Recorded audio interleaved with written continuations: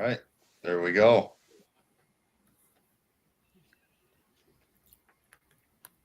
Okay, we are live. Yes, yes. No technical difficulties this time. I'm telling you, this is where you better watch out. People are gonna say we're good at this. Slow it down. Slow it down. Welcome, welcome, welcome everybody to Never Alone Live. Oh, I'm gonna say it like that from now on. Never Alone Live. I like my it. name is Johnny H. I am an addict and an alcoholic, and here with us as usual we have Brian. Brian said hello. Brian said hello. Yes. Hi, Brian. Hello. And then we always have Sober Barbie, Krista. Hey. How are you today? I'm doing great. I'm happy to be here. I'm so excited about Skyler. Krista had her first Never Alone Zoom meeting last night called Messy Miracles. I was on it and it was awesome and a technological mess, but the content was beautiful. We got the awkward one out, so we're good. We got it. Everything's worked out now. Yep. Yeah. And we have a special guest, Skyler Ray. Skyler, it's great to have you on here. Thank you. Just following you on Facebook and, seeing your tour, your recovery tour. Why don't you take the floor? Tell us about yourself. Tell us what's going on and stuff like that. Go ahead. I got you. So first of all, thank you guys very much for this opportunity. I'm grateful. It's always exciting when people, want to allow me on their platform, and it means a lot. So my name is Skyler Ray. I'm a national touring artist who's in long-term recovery. Life has been pretty good, but life hasn't always started that way. I had to put in a lot of work. I come from foster homes, being left on the corner at 9 years old. So that I developed abandonment issues, which caused me to want to show off or be the center of attention, which led to me getting kicked out of a lot of schools, drug use, drinking at an early age, trying to fit in with my peers. I found myself homeless at 18 years old. And at that age, I basically tried every drug in the book. But at the time, I was only drinking and smoking. And, I found myself getting caught up in everything. My first addiction was I was addicted to the chaos, the lifestyle, right? As 18 years old, you got to imagine what that's like.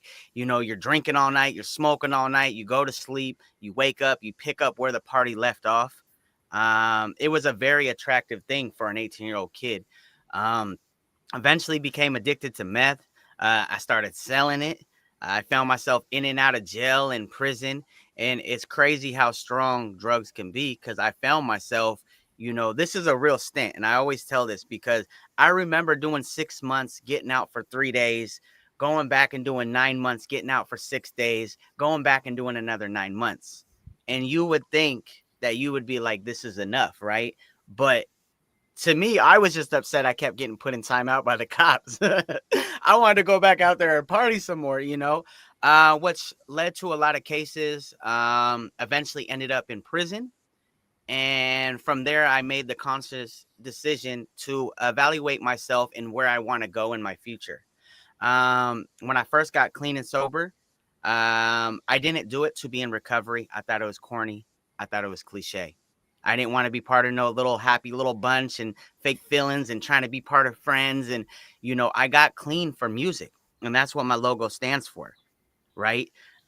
So I got clean for music, but nowadays I stay in recovery because the life that recovery has provided to me, I refuse to bargain with. I don't want all my dreams are coming true. And the common theme is recovery.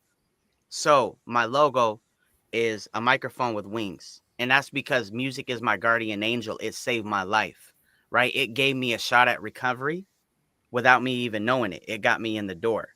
And so it's always a beacon of hope and a symbol to back that conversation I had on my prison bunk about making that change. Been doing music since 11, knew I wanted to do music since 1999 when I first heard Eminem. Okay. I'm 34 now, so I got over 20 years of making music.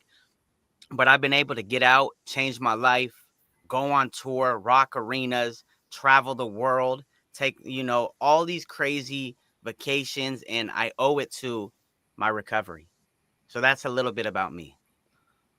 Dude, I love that. I love that. Music was your reason for the start, the start, and that's awesome. Everybody's got, and everybody watching this, everybody who might watch this, whatever, everybody's got their reason and something strong to hang on to. Mine personally, I woke up in jail.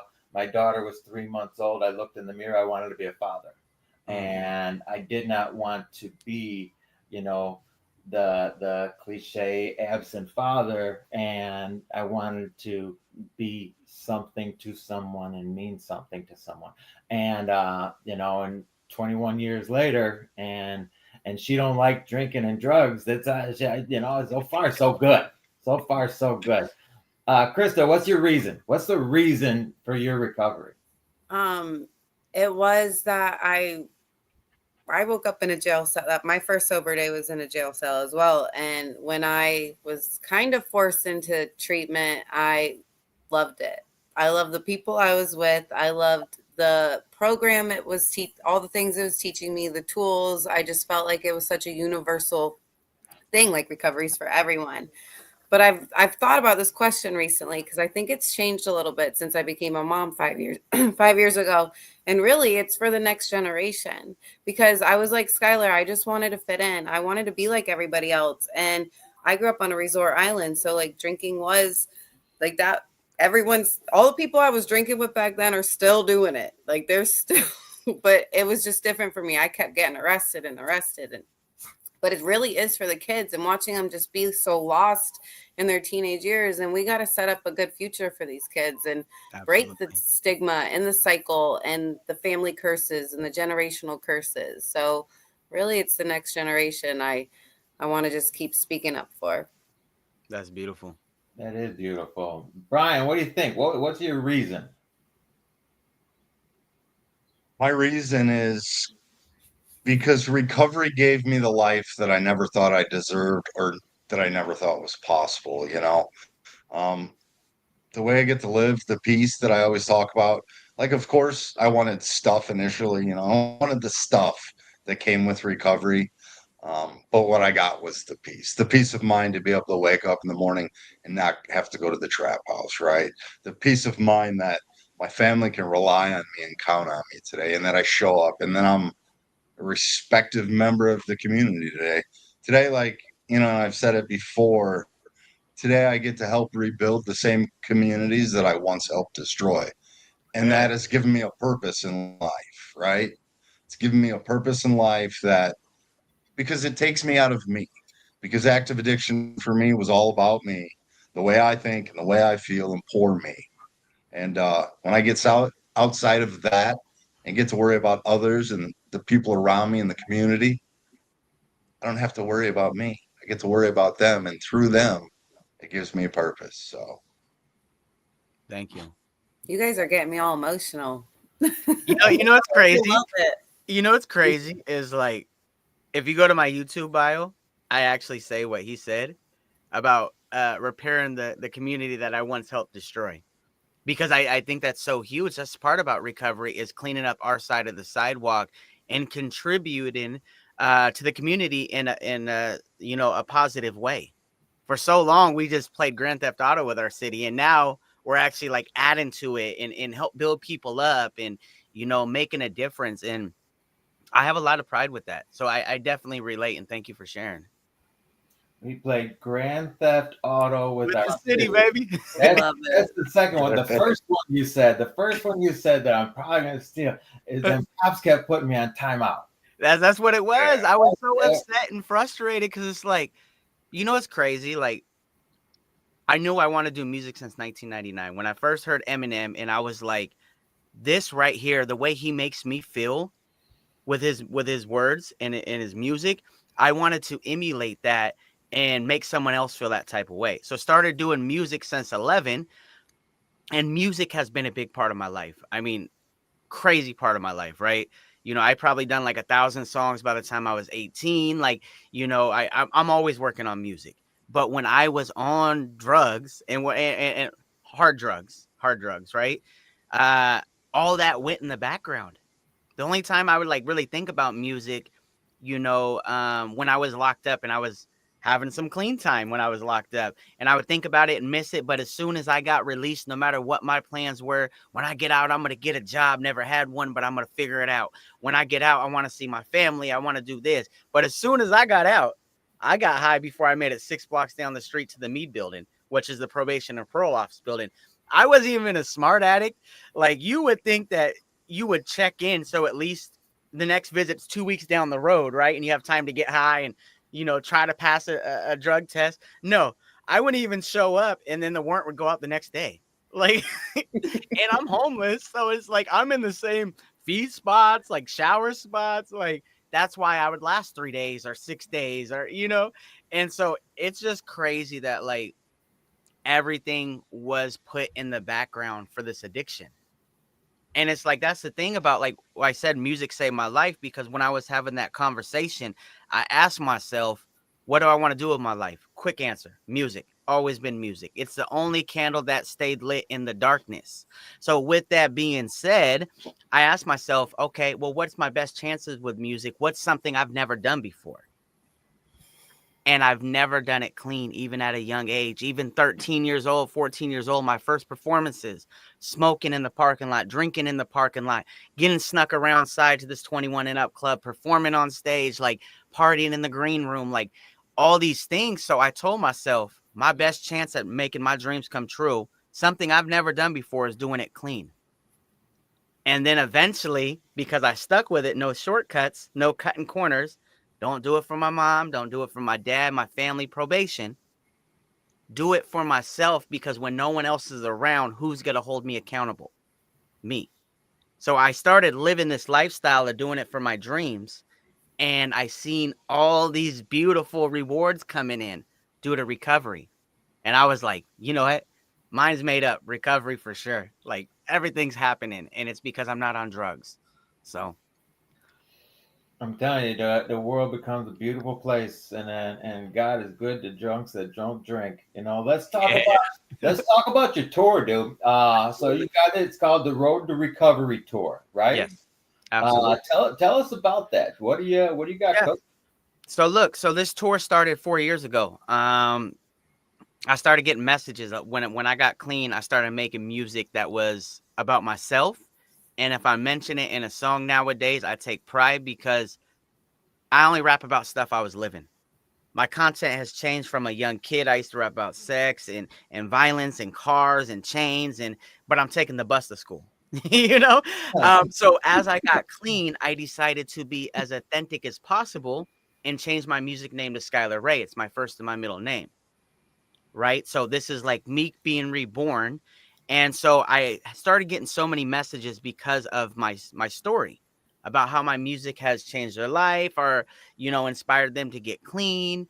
And I thought to myself, you know, I never really had traction with my music. You know, 18, 19 years of making music, only like 40,000 plays. It's not working out, right? Because my product wasn't real. It wasn't authentic. And so I started thinking from a business standpoint, how can I help people, but also reach my target audience? And I started thinking, where do people need me at? What if I launched a tour where I toured rehabs and jails and prisons, right? And so the very first tour 4 years ago was born. It's me and my lady. We started it. She's not in recovery. She's an ally to those in recovery. But I called probably 2,000 to 3,000 treatment centers around the country. And I only got 28 yeses. But from those 28 yeses, I launched the tour, and that is how we started. Okay. And it's crazy, because the first year you have to get in somehow, right? Because these people aren't going to be like, oh yeah, Joe Blow just called me, let's pay him $1,000 and fly him out, right? They're like, if you can get here, we'll let you perform. So like the first tour, like 24 of those shows were absolutely free. We bought a tour van, we loaded up, and we bought equipment, and we traveled the country. We were driving everywhere for doing free shows. And then from there, we started making newspapers. We started getting blogs written about us, and tour just became easier and easier to set up. But my main thing that I love about it is that it's what keeps me clean. Okay. 93 stops later. We just did 3 shows in Eastern Montana. I did Richland County Jail, did a town called Sydney. It has 6,000 people in it. And we still had about 50 people come show up for recovery, right? The next town, Glendive, it only has 3,000 people in it. But we still had about like 50 plus people show up. And that's just the power of it, right? We get into these places and we're able to inspire, provoke change, make people think about their actions and where they want to go, and maybe come up with a plan. But in return, what I get out of it, not only the obvious, am I living my dream? Not only do I get to, promote my music, but what is most helpful for me is I get a chance to connect with addicts all over the country. I get a chance to learn about their story. I get a chance to see our connection. Not only do I build connection and relationships through this, but I'm also able to be inspired by their stories, which drives me to push that much harder. I'm able to see that there is hope in the darkest places. I'm able to see the negative in myself in which I need to fix. I'm a firm believer in the saying that you're only as strong as your weakest link. Usually that's a reference to teams, team building, and things like that. But to me, I apply the same reference to myself. What are my flaws, right? What are my character defects so they don't have to become my shortcomings? Just because you have 4 flat tires on the car don't mean you have to drive on those 4 flat tires. Work on yourself, build yourself up. And through connection and through this tour, I'm able to see my character defects and they are exposed. And I'm able to learn and grow from them. So the Road to Recovery Tour, what we do to sum it all up is we bring recovery-focused events to jails and rehabs and prisons around the country. It's just getting started. We plan on doing this for a while. This tour season just beginning. But it's an exciting thing, and I love what I do, and I wouldn't change it for the world. Dude, that's amazing. Mhm. Amazing. The biggest thing that it's keeping you sober, and that's It does. wonderful. But when we all go to rehabs and detoxes, and we do H&I hospitals Yeah. and institutions. We go and we talk and we do this work, and the biggest thing that we inspire is hope. Hope, man, that there's another way. There's a different way to do this. Yeah. You don't have to keep going to jail. You don't have to. Yeah. There are alternatives, and you said the keyword connection, Connection, baby. and that is the topic of this live stream today. How important the connections are. Recovery requires connection. It does. And and it has to start somewhere. And you brought up connections. If you go to a prison and you hear somebody's story and they hear yours, now that's boom, connection made. Yeah. And you never know what's going to happen. Some guy that saw you 3 years ago got out of jail and boom, hit the streets and found recovery. That's amazing. It's about planting seeds for the future. It's like Avatar, when they connect their little things, you start telling them like, we all have a common bond of trauma. We all have a common bond of destroying our own lives over and over and over again. But the thing is, if we're in that room, if we're talking about it, we never fail because we never quit trying. And that's the beautiful thing about it. Before I let you continue, you don't hear my bulldog, do you? No. Okay, because she's making all types of little noises. I want to make sure it's not I got disrupting. one Go ahead. Bulldog noises, kid noises. I got toddlers and dogs running in and out right now. We are kid and bulldog friendly. Cool. She's snorting right now. Hell of a. So last night I was on Krista's Zoom, and it was wonderful. And I'm not going to divulge into too much information, but one of the women on there was experiencing some stuff, and there were 7 or 8 other women on simultaneously that even via Zoom, you could just feel the love that they just were engulfing this woman with love. And and there's tears from multiple fronts. It was beautiful. And when we talk about connection and we talk about things like that, so Krista, I'm going to let you jump into that one. But it was a beautiful scenario. I was getting all emotional. Me too. Recovery brings the tears out for me, but they're good tears. My favorite part, I think, and the coolest part is like people in recovery, they hear your worst mistakes, your worst moments, like the horrible, horrible, horrible things that you have done or that was done to you, and they still love you. They love you more than your own blood sometimes, because sometimes we hurt our blood in the process of the stuff, and they can't get over it. But these people, the amount of compassion and love, and it's all authentic and pure. And what I also noticed hearing Skyler talking, really all of us when we speak, like the thing that recovery's brought us to is keeping consistency.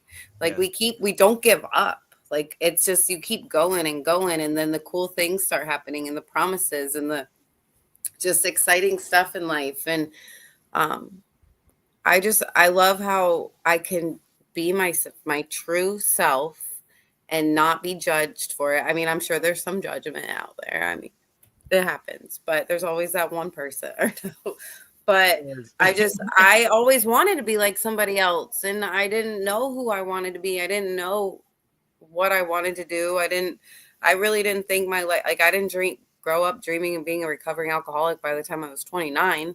But I'll have 10 years of sobriety this year. And I'm like, I'm meeting the attorney general on Saturday. I'm like, things are like pretty freaking cool where recovery's led me. And just how my worst day, my mugshot can like bring someone hope. And like, I love recovery so much. And it just, the connection, and isn't the opposite of addiction connection? Is it connection? I think I read that somewhere. Hey, it makes sense. Opposite of addiction is connection. And there's always growth. There's always just something better. You realize the best is yet to come. They keep saying that, and it's true. Like you think something's good and then it gets better. And I love that Skyler, that you go into the people's darkest times, like rehab and jail and prison where there's zero hope. And our good friend's in prison right now. He gets out in a month, and he just sent a letter, and it was the most hopeful. I was in tears because this guy, he wants what me and my husband have. He wants recovery, and he's so excited to get out. He's about to have 90 days of sobriety, and he's like sitting in 23-1, like he's in lockdown, and he is still hopeful and cheerful and positive, and because he's got this to look forward to, and he gets out. So absolutely, I think it's beautiful, honestly. And like I said, I think it makes sense. The opposite of addiction is connection. For the simple fact, during addiction, we try to escape and run away from everybody, including ourselves. Therefore, we isolate ourselves. We feel alone, and we try to numb ourselves because we don't want to feel all those feelers, right? So, recovery is the connection part of it. I'm very much a hermit myself. I don't really leave the house unless it's like music or like this tour. So that's why this tour is so grand, because it pushes me to get out there, and it pushes me to meet these people. And it's really cool because, like you said, we get to visit them in their darkest places. Like when we go to these jails and these prisons, I make sure I go through, I hand out hugs, I shake every person's hand. I ask them how their day is. I ask them questions about what they look forward to or their plans when they get out. I make sure that each person feels heard. I go around the room and make sure that, depending on how the size of it, I'll cut my set a little bit shorter, things like that, because it's important to make that connection. Also, another thing that I do is when I get everybody's sizes. So when they get out, because a lot of these people are in programs and things like that inside the jails. So when they get out, they get a free tour shirt. They have my contact information. It's just so like they can maybe recall that glimpse of hope that maybe they had when I was trying to plant those seeds or making that connection, so that they also see that the follow through is that I'm willing to have a relationship when they get out. I'm willing to root them on. You know, I always encourage to meet everybody where they're at. I never judge anybody on their recovery. You know, me personally, I drink coffee and nicotine. Other than that, I don't do anything else. But you know, some people are very strict on like what they do, or that doesn't count, or you know, some people do like Cali sober. Me personally, I meet everybody where they're at, and as long as they're happy and they're improving their life, if they have kids, if they're adding to society, I'm rooting them on, right? I believe that. I believe creating a safe space. I believe, you know, being able to build that connection is super important. Instead of judging and saying, oh, that's not the right way, this is the right way. Are you happy? Are you good? What's going on? It sounds like life is a lot better. You know, I'm here for you. And sometimes, you know, I try to make sure that I have an open ear, because I always tell people, I encourage people, reach out to my inbox. I answer every single message. I probably get about 100 messages a day. I do miss some messages, I do, but I get to a lot of them. And I tell people, if I miss your message, it goes about 48, 72 hours out me responding, write me again, you know? But anything always said in my inbox is a safe zone, right? Because it's important to build that trust up as they build that confidence and listen to them, because a lot of people need help or want help, or they just need someone to tell them that they're proud of them, you know? And I think that's very vital, especially in early recovery, to make that connection.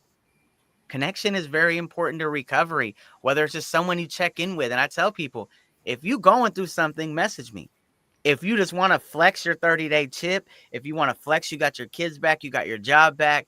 I tell everybody, you know, I have hard days. People look at me because of like accolades or milestones, and they tend to put me like on a pedestal. And I tell people, like, you may see success or me like a post, but you don't understand that I probably cried 5 times trying. I probably failed 50 times to make that happen. Right. So people only see the success, and they have kind of like an altered reality about it. But it's like they don't know, when I feel like giving up, I hop on Facebook, because mainly anybody who hops on my time feed is basically somebody in recovery. All my friends, my followers, all my people I follow.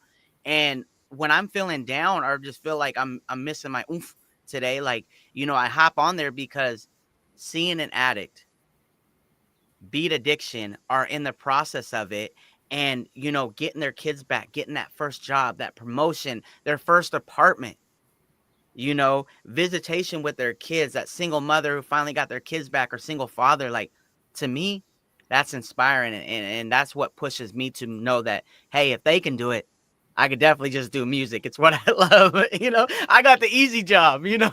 So it's inspiring. I love everybody who, especially who gives effort. I never judge. It's about, are you doing better today? Are you happy? Are you achieving your goals? Are you adding to society? You know, how's your relationship with your kids, your family members? That's more important than always necessarily the process. Because like, as long as you're working towards something and your goals, and you know, I have friends that used to rob and do all types of stuff and shoot dope.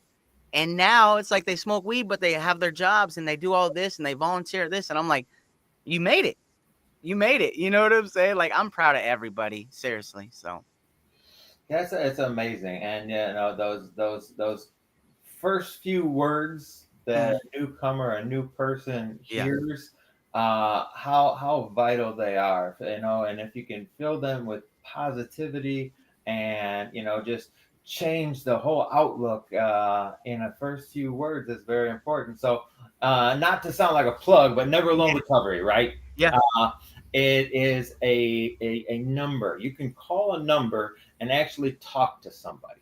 And you know, those first few words are so important. And I'm gonna give Brian a little praise. Usually I make fun of Brian. Today, I'm in. today I praise Brian, because he answers that phone. And when people call and they need help and they are at a hopeless state of mind and body and spirituality, and just broken, he's the voice that they talk to.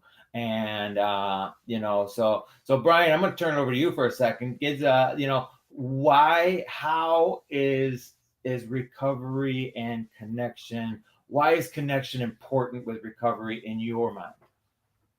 So Definitely. Connection is important in recovery because, in active addiction, my connections were to negative things, right? It was people that were living the same life, doing the same things, committing the same crimes. The people that were helping me with the substances, right, or supplying them to me. Um, but when we get in recovery, we talk about people, places, and things. You've got to eliminate those people, those places, and those things. Well, if you do that, then you've got this big hole in your life. And it's like, well, I've got to fill it up with something. So let me fill it up with better places. Let me fill it up with better people. Let me fill it up with better things because I can't do this alone, right? Mm. And with addiction, all I want to do is isolate because I'm trying to hide what I'm doing, what I look like because I look like crap, right? Everything in my life takes a tumble to the bottom, and I want to hide that from the world because I'm not happy about it. It doesn't feel good, it doesn't look good, and most of the time it didn't smell very good either, right? But isolation, that keeps me alone with the person that I have the biggest problem with, and that's me. I am my problem. I have always been my problem. Of course, I've had exterior problems, but that connection to people, why I replace those things with, like I talked about, is because people give me hope. People show me how to live my life. People show me how to get through situations that I'm struggling with that I think I cannot get through without the use of drugs. And they show me how they did it. So that's why connection is important. But as well as like being connected, the people I'm connected to now are my eyes and ears, right? Um, they're my eyes and ears when I'm doing good, but they're also the eyes and ears when I'm at jeopardy to make a poor choice, right? They get to know me, they get to know my personality, my character, my behaviors, my patterns, because self doesn't see self, right? It's hard for me to see what I'm doing wrong. Yeah. But when others say, dude, usually you're happy, usually you're joyous, right? You're kind, you're this, you're being an asshole today. What's going on? And then they can help me identify those problems before I cram it down to the bottom and think this is not a big deal. I'm not going to talk about this.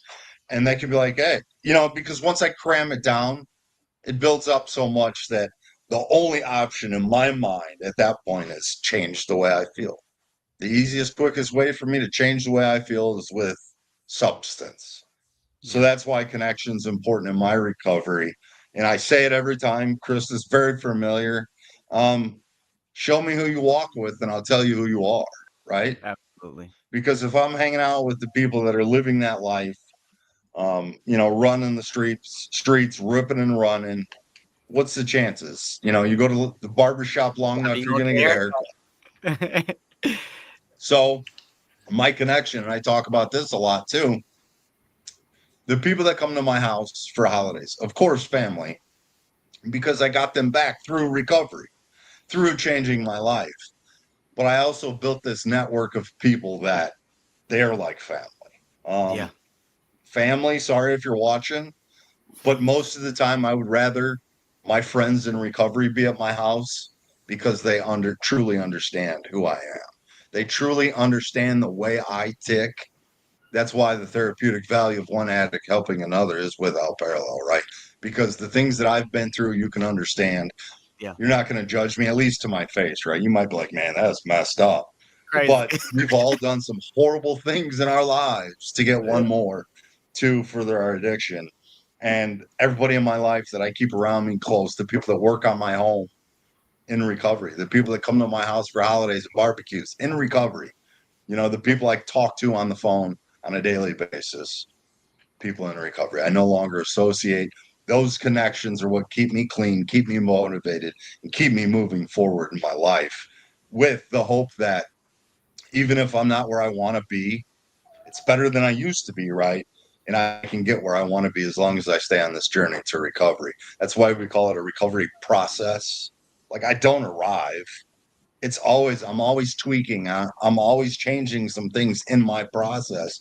But as long as I keep moving forward, I'm in the right direction. So that's why I connection definitely is so important to me in recovery. No, I think I like what you said. If you guys don't mind me saying something, I like what you said, and especially like the connection. I think it's important to have a connection with ourselves as well and be truly tuned in. And I agree with what you said. You got to figure out, what makes you tick. Right. That's why I'm so big. Recovery is not an all one size fits all. If you don't do this, you're failing. I think, part of recovery is always growing and understanding yourself at a higher level, right? And putting yourself first. I think it's very important because I always try to tell people, when you're replacing those people, places, and things, like you said, Brian, you got this hole inside you, right? And so you have to you got to fill this void.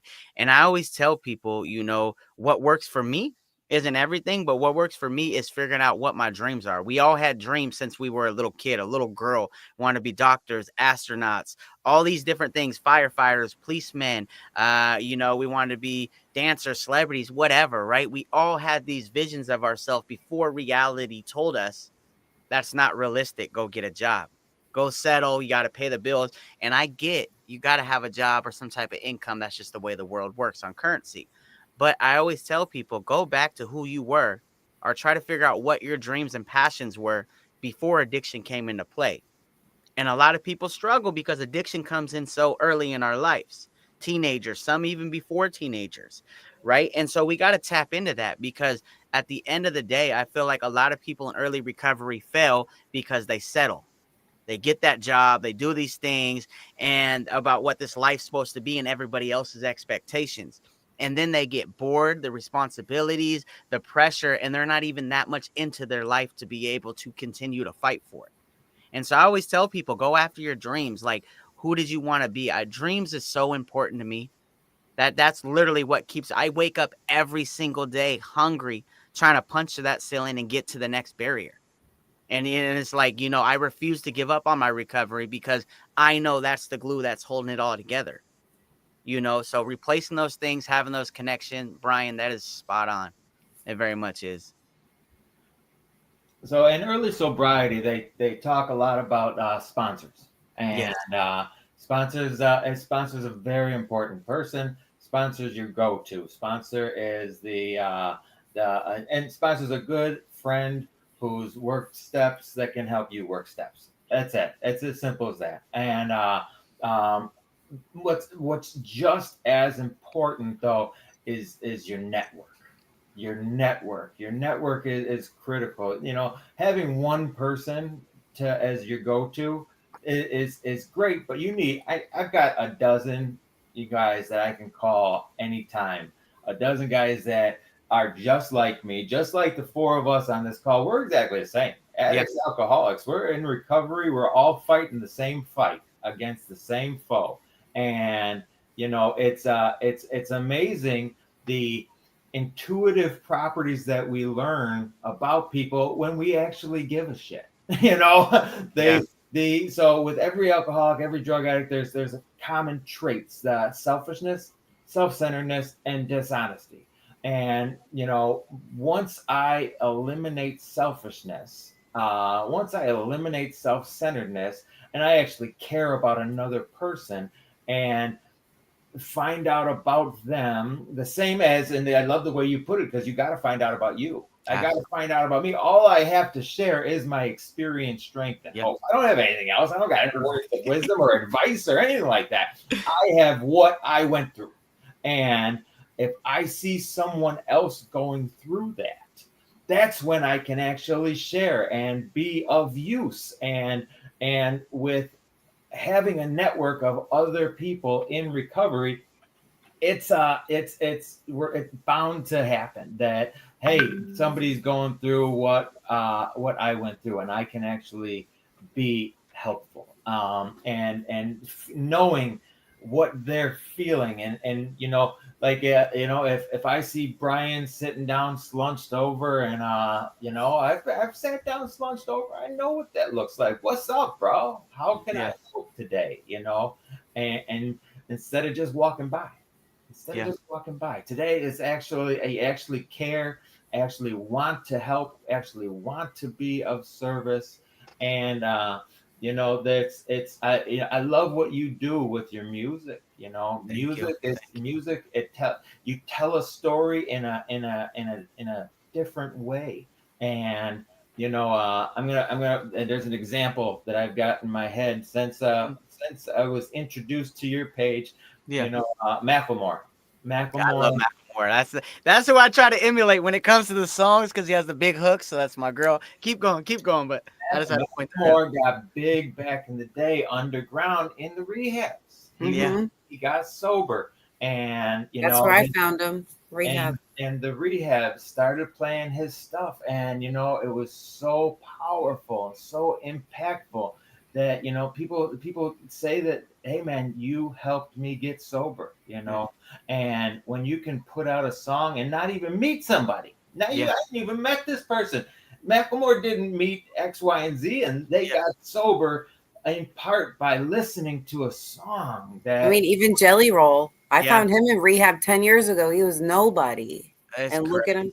And it's just amazing. So I really applaud what you're doing, the messages you're putting out there, and especially right now there is kind of it's a trend of people putting out music about recovery. It is and it's awesome. It has never been more alive like it is now. Like the message and the trend of breaking the stigma. So many artists are doing it. It is absolutely incredible to be doing something during this time. There has never been an audience willing to listen like it is now and get the push from mainstream like it is doing. And it's breaking the stigma. It's breaking the cycles. Honestly, I feel like I cracked like a cheat code because like I get to do music for a living, but also I get to help people. I've always loved helping people, right? So it's insane that like by doing music, I'm helping people. It's like getting my cake and eating it too. It's like getting two pleasures, and it's just like it's insane to be able to make music that's relevant about my life. Music is also my therapy. Like I said, I don't do meetings. Brian So, says that. that's the thing is like by making music, I'm literally sharing what people would share at meetings. I just do it in song form.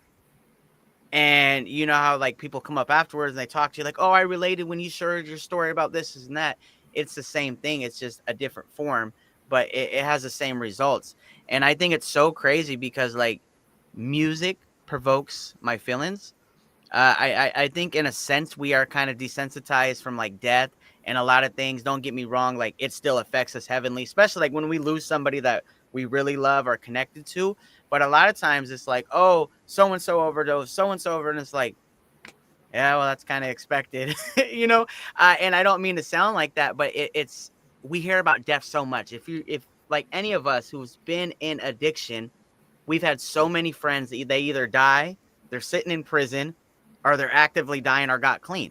Like those are the 4 results, So like music, I get to cry. I cry a lot when I write music. I cry at my Road to Recovery tour a lot. I'm a big crybaby, but I don't tap into these feelings until like music is connected. And it's such a blessing and such a healing experience for myself. And it's a privilege to be able to share my story and be able to inspire.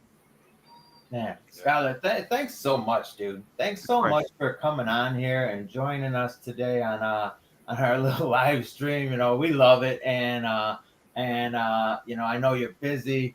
What's the best way for people to find out about you, find out about your tour, and things like that? Of course. So a good way to find me is Skyler Ray. If my name is not popping up on the screen, it is Skyler and then Ray. You can find me on basically every single platform, music streaming platforms. If you want to go to my website to find out more about tour, you could just do my Instagram handle, officialskylerray.com. It has the whole story, the birth, tour schedules, everything like that. Definitely reach out, guys. I'm willing to talk to anybody, and if you just need a friend to listen, I'm there. So Skyler Ray on every single platform. Wonderful. We're gonna make sure that we put that link into the comments and into all the stuff that this goes out on. Once again, bro, thank you so much for coming on here, and we're gonna have you on again. And Yes, I was about to say that when give it when it makes sense for you guys, I will fit it into my schedule. Yeah. I definitely will. I don't mind popping on from time to time. This is what I love to do. You guys are my people. Next time we'll get it connected to my Facebook. I'm on restriction right now over something dumb, but Facebook jail. yeah, but when I get out, like I would love to go live on there because I do have a big audience of recovery people. And you know, I think what we're all talking about is definitely very useful for somebody who's just skimming through, might be able to hear something that might change their life or let them know that they are never alone. Recovery. ooh, look at him plugging. Look at him plugging. He's like a marketing genius. He gets it. He gets You know what? it. Next time you come on, though, we're gonna need to hear something. I got Yeah. you. I got you. Hear a little something, you know. And tour your way to Chicago, then down to South Carolina. We'll go live direct. Yeah, 100%, 100%. Let's stay connected. I'll make sure you guys all have my phone numbers, everything like that. If I'm coming that way, I'll let you guys know. If you guys have any use for me anywhere, just let me know. We could pop live anytime you guys want. You guys got me. I'm all about giving back and helping people because my community, the recovery community, gave me a career. The recovery community gave me a platform. Been making music 23 years. Never had any traction until I was real with myself. And then people were willing to listen. And then they gave me a career. So whenever you guys need me, whatever you guys need, you could only keep what you got by giving it away. And that's what I'm here to do. So. Yes. That's right. Yeah. Hey, Thank you, Skyler. Of course. Skyler, thanks so much for coming out. And Krista, Brian, thank you guys. And we will be back on again next week. And we'll see you then. Hold on, guys. Hold on real quick. Uh-oh. What did I do now? Nothing. Bottom of the screen. You can attend our Zoom meeting on Wednesdays at 7 p.m. Central Standard Time. That's 8 p.m. Eastern Time. Also, so we started a new one every Tuesday with yours truly, Sober Barbie. It's a great meeting. Yesterday was our first one, and really excited about that. Mhm. Check her out, follow myself, Skyler Ray. Also, Never Alone Recovery. We're a free resource to those struggling with addiction, whether you need treatment, sober living, detox. We're currently developing a new program that can help in many other ways. Check us out. Our direct hotline is 1-855-831-9996. We can help you with any of those resources as well. Check us out, Never Alone Recovery on Facebook if you do not follow, and then neveralonerecovery.com. Beautiful. Appreciate you guys. Thank you. And we'll see you soon. All right, guys, later. Bye.